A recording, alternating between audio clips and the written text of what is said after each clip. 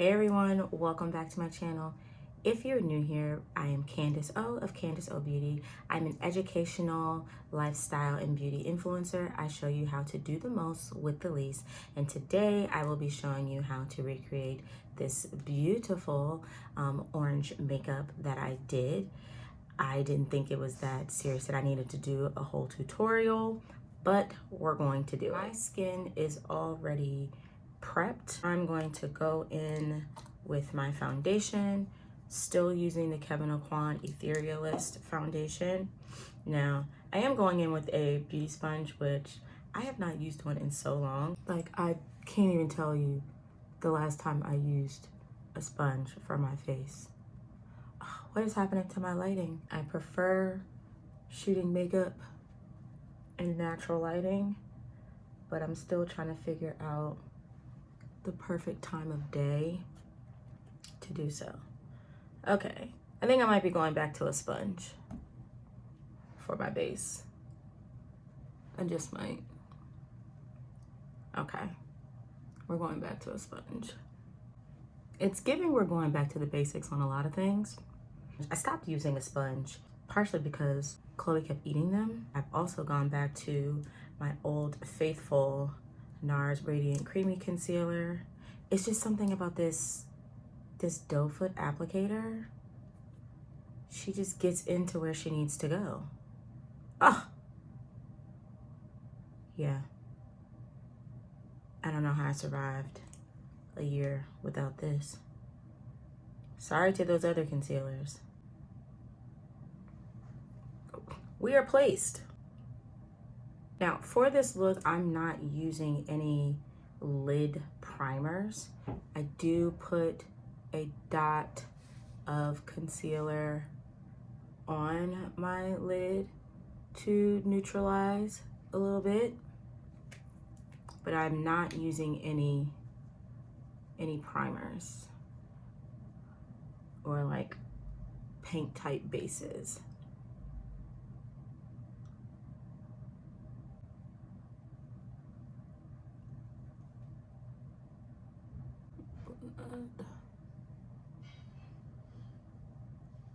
You see the shape already coming together on the face.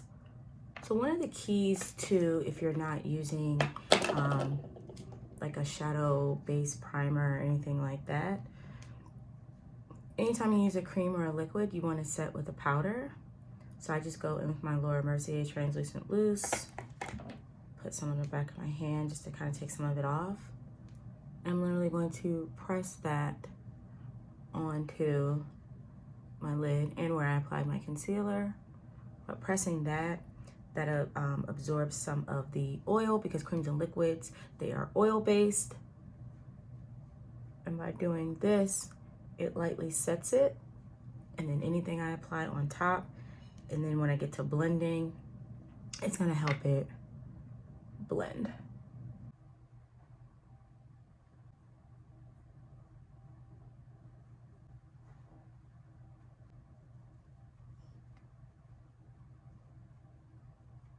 I like to cut under my cheek with powder, which I haven't done in a long time, which is part of the reason I started going back to a sponge, because something about like that little point and I can control, and I put it in the powder, and just to give me more chisel and dimension to my face and make my cheek stand out.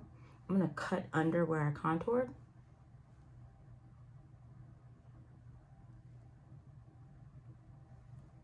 And let that sit there. This is pretty much the only place I bake. So this way I have a guide, and then when I go in with my bronzer, I have a place to sit it on top of.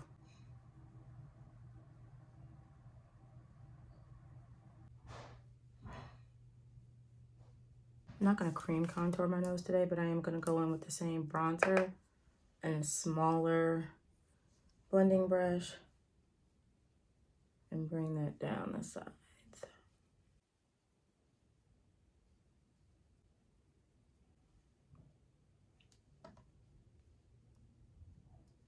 Undefeated.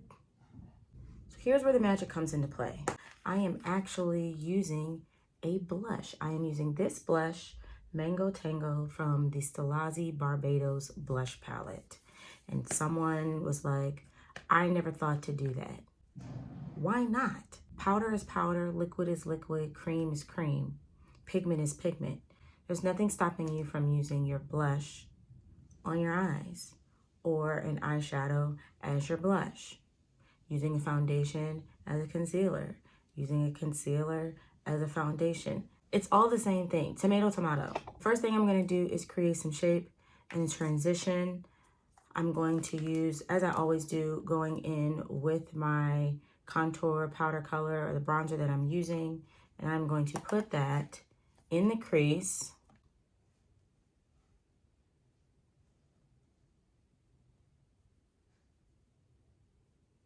To create a transition. And if I hadn't set my eye with translucent powder, this wouldn't be blending this easy.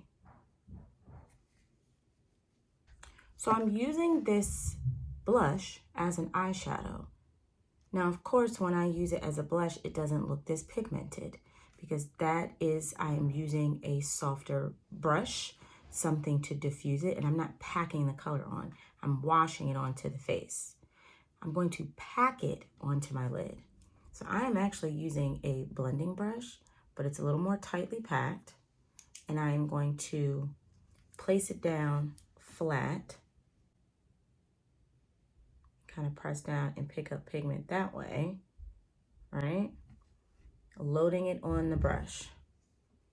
I am now, tap off the excess, you know, the girls love saying that.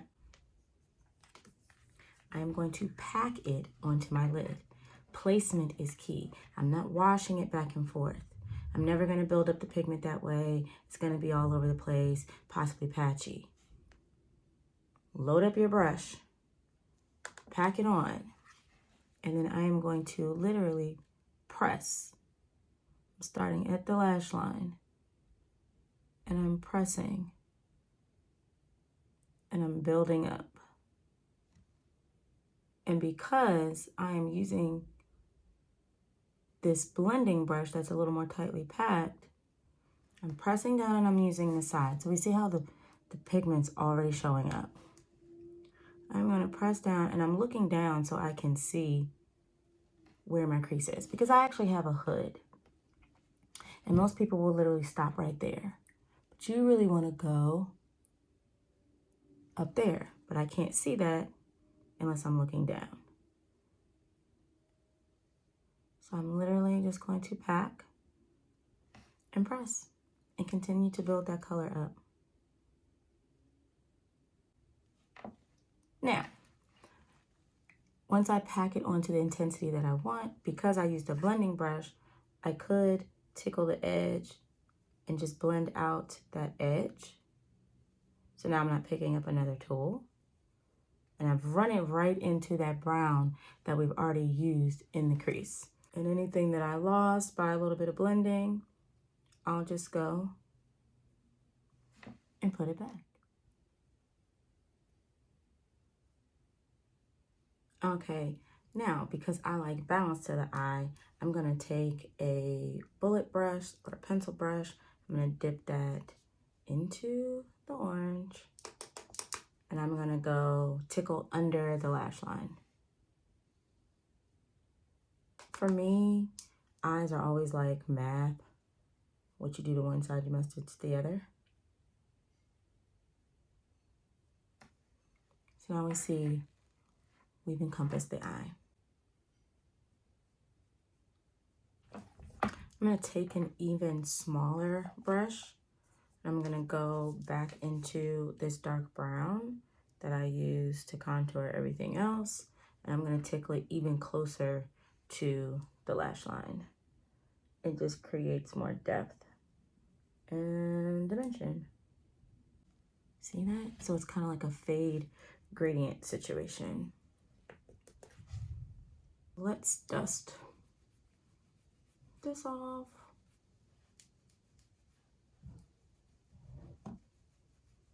Now, before I set my face with like finishing powders, like before I finish my face, I actually do my blush first. So I'm gonna go in with my blush brush. I'm gonna pick some up. I am going to, so this is the same color we've used on the lid. You see how your brush matters.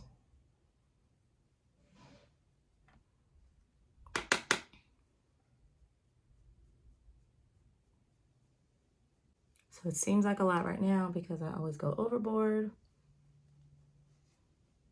because then we diffuse it with a finishing powder. So now I'm going to go in with my Laura Mercier Candle Glow powder. Pick this up. And I am going to just blend out the whole face.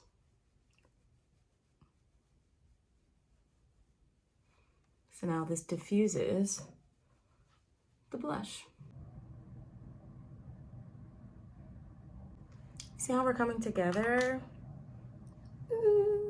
Tell me that Black women don't belong in peach, coral, and orange blushes. Tell me I don't. Once you put your lashes on, sometimes the volume of your lashes changes how much shadow you can see, right? So if I wanted to, this is a time that I could go in and I can apply a little bit more and bring it up higher if I wanted to. Pack that on so you can see it when you look. This is also why if you have hooded eyelids, don't only go just to your fold, because you're not gonna see nothing. Going in with the Airbrush Flawless Setting Spray by Charlotte Tilbury. It says no melting, no fading, no creasing. I used it the other day and I actually fell asleep with my makeup on and I woke up and my face hadn't moved. I love that.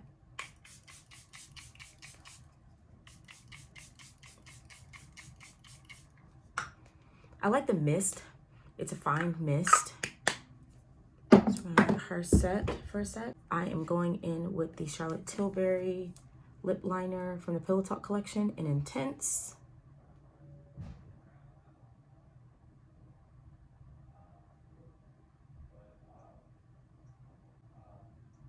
Ombre that in. Then I'm gonna go in with the NYX Butter Gloss in Madeline.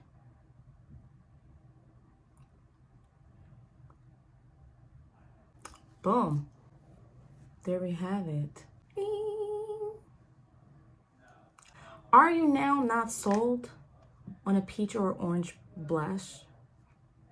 Not only do I feel Black women just need to wear blush more often, there is something about a peach, coral, orange blush in your stash that is just so necessary. I'm not new to this, I'm true to this. I started wearing peach and orange and coral blushes back in 2013. I first got put on by Danessa Myricks, the amazing, the incomparable. I used to do work with her at trade shows and for her original brand, I Make You Beautiful, and literally being on set as she was painting and creating videos, I saw the pigments and the colors that she would use on Black and brown women, and I was just always amazed. But I say all that to say, I've been like, this is an old vintage MAC one, peach, coral.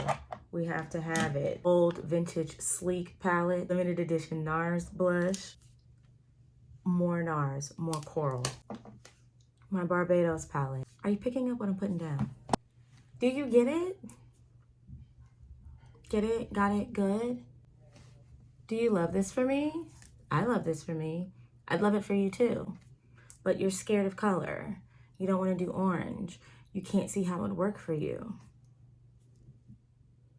It works.